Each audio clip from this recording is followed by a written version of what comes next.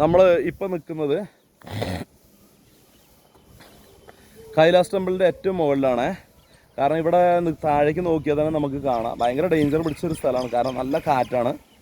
കാറ്റിൽ നമ്മൾ ചിലപ്പോൾ ഇവിടെ കൈവരിയോ ഒന്നുമില്ല ഇവിടെ, കണ്ടില്ലേ? അപ്പോൾ അതുകൊണ്ട് നമ്മൾ ഭയങ്കര കെയർഫുള്ളായിട്ട് ഇവിടെ നിൽക്കാൻ പാടും. എനിക്ക് തന്നെ ഇവിടെ ഹൈറ്റിൽ നിന്നിട്ട് തല കറങ്ങുന്നുണ്ട്. അപ്പോൾ ഇതാണ് കൈലാസ് ടെമ്പിളിൻ്റെ ഒരു മുകളിൽ നിന്ന് നോക്കുമ്പോൾ ഒരു വ്യൂ. ഇവിടെ നോക്കുമ്പോൾ ക്ഷേത്രത്തിൻ്റെ ഗോപുരം കാണാം. അത് കഴിഞ്ഞിട്ട് ചെറിയൊരു സ്തൂപം കാണാം. അതായത് ഒരു 4 സിംഹമുദ്ര ഒക്കെ കാണാം. അപ്പോൾ നമുക്ക് പക്കത്തേക്ക് പോകാൻ എനിക്ക് പേടിയാണ്. ഞാൻ നിൽക്കുന്നതിന് താഴെ കംപ്ലീറ്റ് അണ്ടർഗ്രൗണ്ട് കേവുകളാണ്.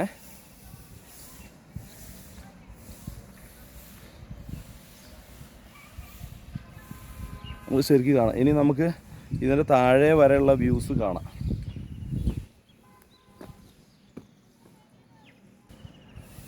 ഇതിപ്പോൾ ഒരുപാട് ആളുകൾ വരുന്നുണ്ട് കാഴ്ചകൾ കാണാൻ. പക്ഷെ എന്താണെന്ന് ഇവിടെ എത്ര ആൾക്കാർ വന്നാലും അത്രയ്ക്കും സ്ഥലത്തിൻ്റെ ഇതുണ്ടായതുകൊണ്ട് നമുക്ക് ആളുകളൊന്നും കൂടുതലാണ് നമുക്ക് തോന്നൂല. എനിക്ക് ഭയങ്കരമായിട്ട് തൊണ്ടവേദനയൊക്കെ വരുന്നുണ്ട്. അതുകൊണ്ട് സംസാരിക്കാനൊന്നും അധികം വയ്യ.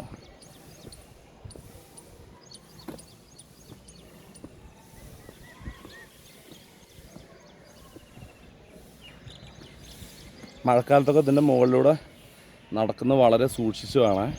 കാരണം വഴുക്കൽ പിടിച്ച സ്ഥലങ്ങളാണ് ഇവിടെയൊക്കെ.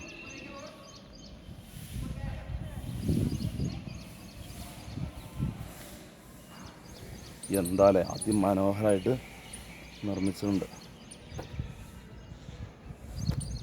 നമുക്ക് ഒന്നുകൂടെ താഴേക്ക് ഇറങ്ങിയിട്ട് നോക്കാം സൈഡിൽ നിന്നുള്ള വ്യൂ.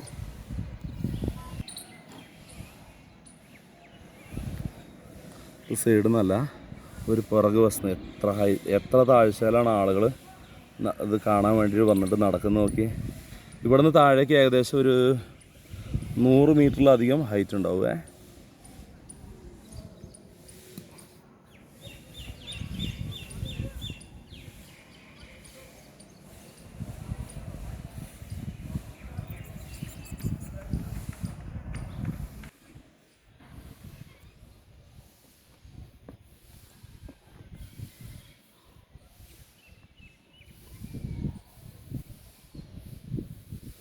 ഇതാട്ടോ ഇവിടെ നിന്ന് ഈ സൈഡിൽ നിന്നുള്ള വ്യൂ ഇതാണ്. ഇനി നമുക്ക് ഇതിൻ്റെ ഈ ഒരു വസ്തു വന്ന് നോക്കാം. വസ്തു വരിക എന്ന് പറയുമ്പോൾ ഭയങ്കര ഡേഞ്ചർ പിടിച്ചൊരു സ്ഥലമാണ്. നമുക്ക് താഴേക്ക് നോക്കുമ്പോൾ നല്ലപോലെ തല കറങ്ങുന്നുണ്ട്.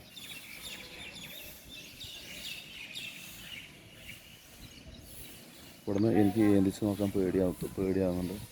അതുകൊണ്ട് നമുക്ക് കുറച്ച് കൈവരിയുള്ള ഭാഗത്തുനിന്ന് നമുക്ക് കാണാൻ ശ്രമിക്കാം.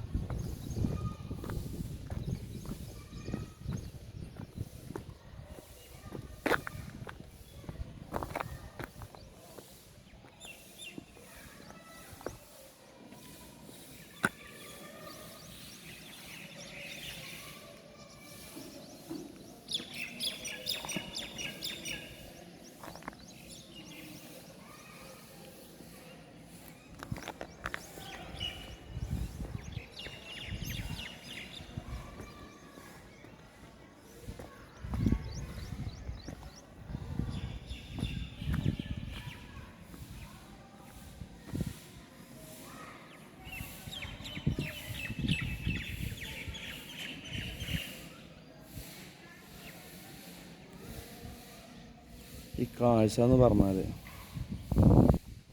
അസാധ്യ കാഴ്ചയാണ്.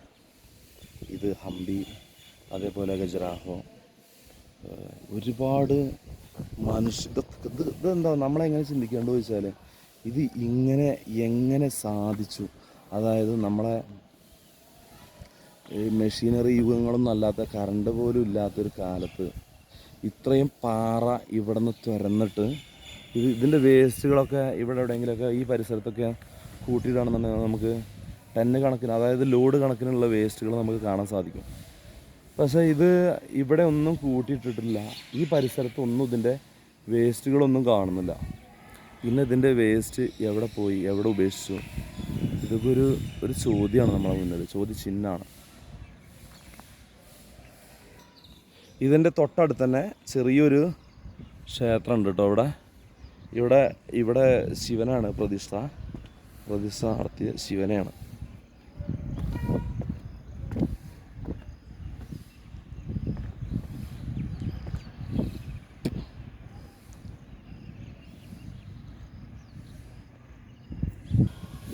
നമുക്ക് ഇവിടെ നിന്ന് താഴേക്കുള്ള കാഴ്ച കേട്ടോ ഇത്.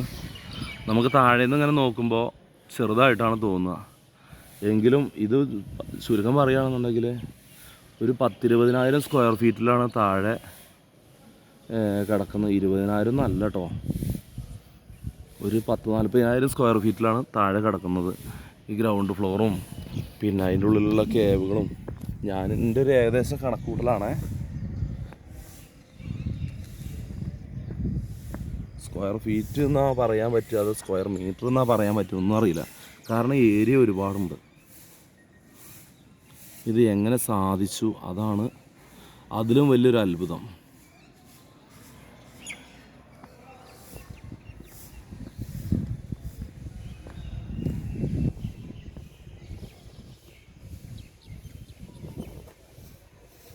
ഇവിടെയൊക്കെ മഴക്കാലത്തൊക്കെ വരുന്ന സമയത്ത് വളരെ ശ്രദ്ധിച്ച് വേണം കേട്ടോ.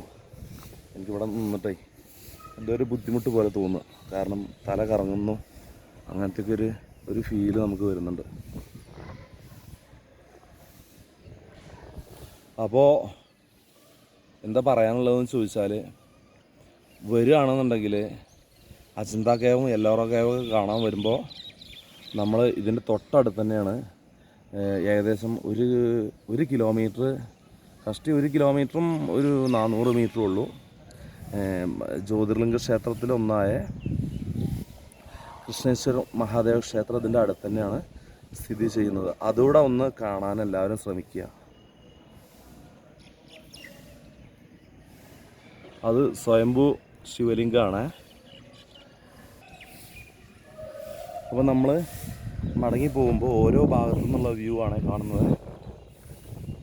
എല്ലാ ഭാഗത്തു നിന്ന് കാണുമ്പോഴും ഒരുപോലെ തന്നെയാണ്, എങ്കിലും നമ്മൾ പല ഭാഗത്തു നിന്നുള്ള വ്യൂ ചെയ്യും.